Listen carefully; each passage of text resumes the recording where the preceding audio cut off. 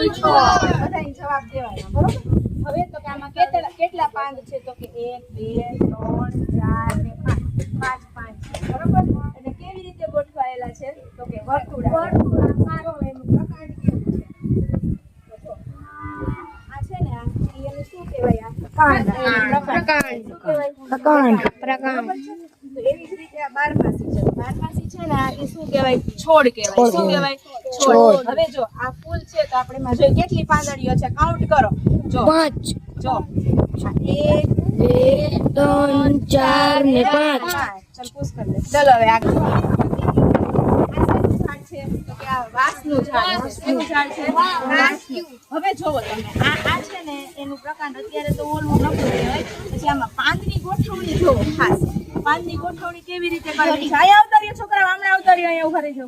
પાંદની ગોઠવણી કેવી રીતે કરેલી છે? ઓલ્ટરનેટ. એક પછી આટલી જગ્યા, પછી આ બીજું, પછી આટલી જગ્યા. એટલે આને એકાંકી કહેવાય. શું કહેવાય? ચલો હવે આગળ પ્રશ્ન કરો. આમ જાતા હોય હાલો હાલો. કેવી છે જુઓ તમે. પછી ફૂલ કેવી રીતે કડિયું ગોઠવાયેલી છે? વર્તુળાકાર. બરોબર.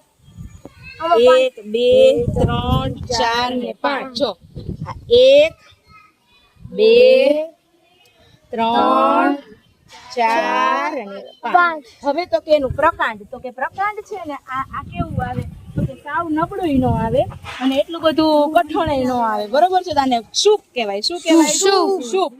જો સાવ ઓલું પ્રકાંડ હોય તો એને છોડ કહેવાય. પછી મીડિયમ હોય તો એને શુભ કહેવાય. અને એકદમ ઘટ્ટાદાર હોય. કેવું હોય? આમાં કરો, આમ હાથ કરો. કેવું હોય? એકદમ ઘટ્ટાદાર હોય એને શું કહેવાય? વૃક્ષ કહેવાય. પૂછ કરી દે ને વૃક્ષનો સીન.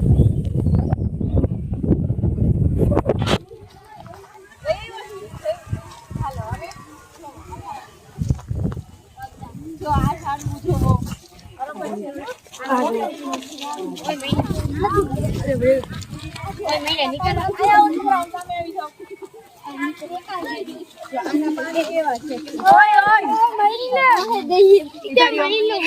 જો આના પાન કેવા છે? જો જોયું?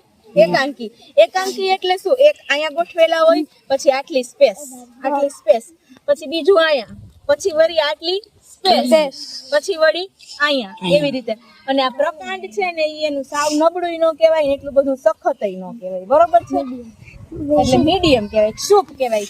તમારી જેટલી ઊંચાઈ વાળા હોય શુભ, તમારાથી નીચી ઊંચાઈ હોય તો છોડ, અને મોટા ઘટાદાર હોય તો એને વૃક્ષ કહેવાય. ચાલ પૂછ કર દે.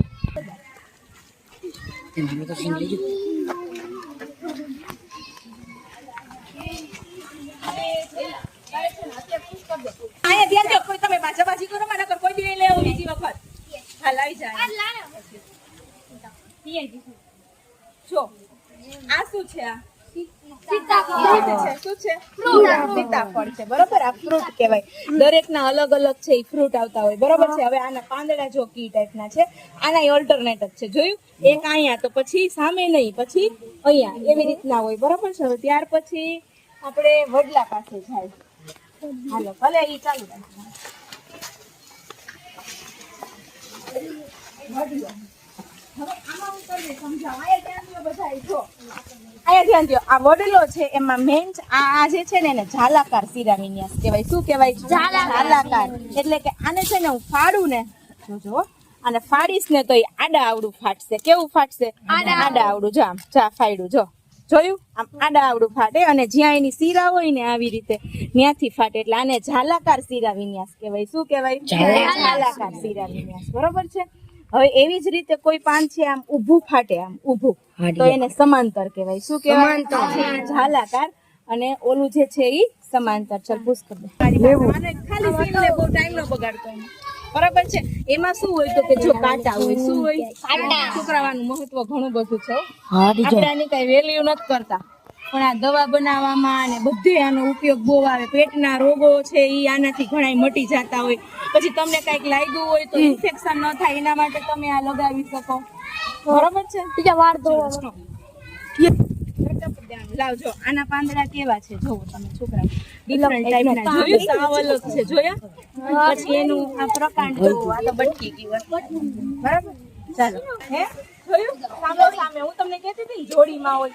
ઓલા અલ્ટરનેટ હોય એને શું કહેવાય? એકાંકી કહેવાય. આ છે એ કેવું છે? જોડીમાં છે.